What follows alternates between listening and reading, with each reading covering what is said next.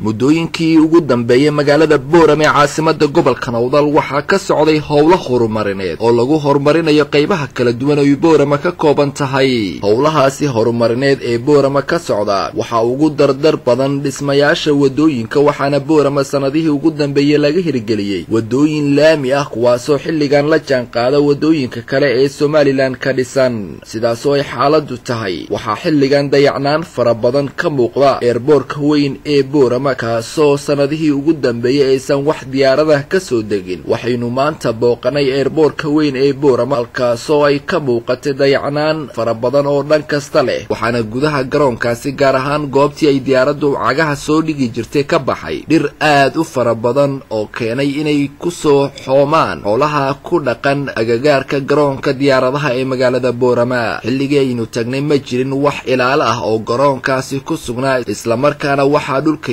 dhammaan boorarkii garoonkaasi. xafiisyada garoonka diyaaradaha ee Boorame uu ka kooban yahay ayaa guud ahaan albaabada u laabnaa, waxaana ka muuqday dayacnaan aad u fara badan oo dhanka dhismaha ah. mana jirin cid mas-uul ah ama ka tirsan ilaalada garoonkaasi oo aynu kula kulanay xilligii maanta aynu booqanay garoonka diyaaradaha ee Boorame. waa kan mid ka mid ah dadka ku dhaqan Boorame oo kaalin muuqata ka ciyaaray dhismaha garoonka diyaaradaha ee Boorame sanadii 1988 wuxuuna ka sheekeynayaa heerarkii kala duwanaa oo garoonkan diyaaradaha ee Boorame uu soo maray. garoonka waxaan aasaasnay 1988 bishii 6 waxaan ku aasaasnay iska wax u qabso 720 nin oo ka mid ah dadka Boorame degan oo aka magacyadooda hadda ka sii hayo Cabdicasiis Xaaji Abubakar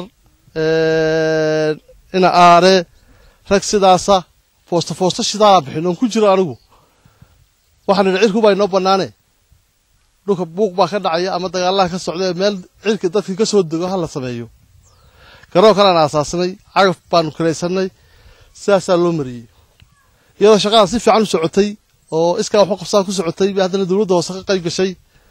dawladda hoose markay ka qayb gashay iyadna xogaa contribution 5 milyan shilin ah inay ugu deeqday. deetana dawladda dhexe Soomaaliya iyadna wax ku soo dartay sidaas uu garoonkan ku furmay. diyaaradii horeysay soo fariisatay waxa tuu yara jasnaa oo ciidamadu ay haayeen iyo fariisatay maalintii horeysay. ilaa ay maad bay noqotay garoon Soomaaliya Airline baa imanayay, diyaarado badan oo kale oo UN ta imanayay oo ka qayb qaadanayay kolba wixii la keenay dadka horumar loo keenayo. markii dambana shaqadiisu buul bay noqotay. Somaliland systemkeega ka lagu aasaasay xoog buu garoonkan u shaqeeyay. garoonadii ugu shaqada badnaa Somaliland buu ahaa. nasiib darro maanta waxa adigu daaqayo Somaliland markay si xoogaysatay garoonkiina uu sii fariistayba. dawladdu way dayacday, dadka magaalada joogana way dayaceen. dhammaan hadda waxa laga kaco si loo abaabulo in dadka xagaaga dadka dibadda ka yimaada ay garoonka uga soo degaan.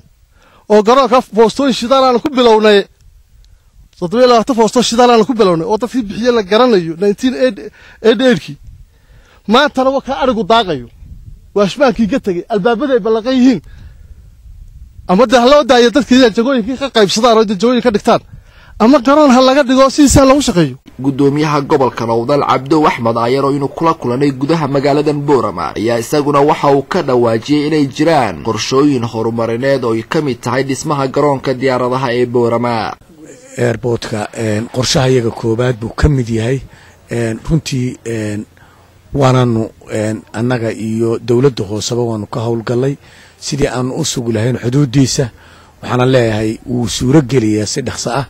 wasaaradda hawlaha duulista hawada wasiirku uu yimi uu arkay runtii aad iyo aad buu diyaar ugu yahay sidii uu u taabagelin lahaa u dhisi lahaa madaarka Boorame.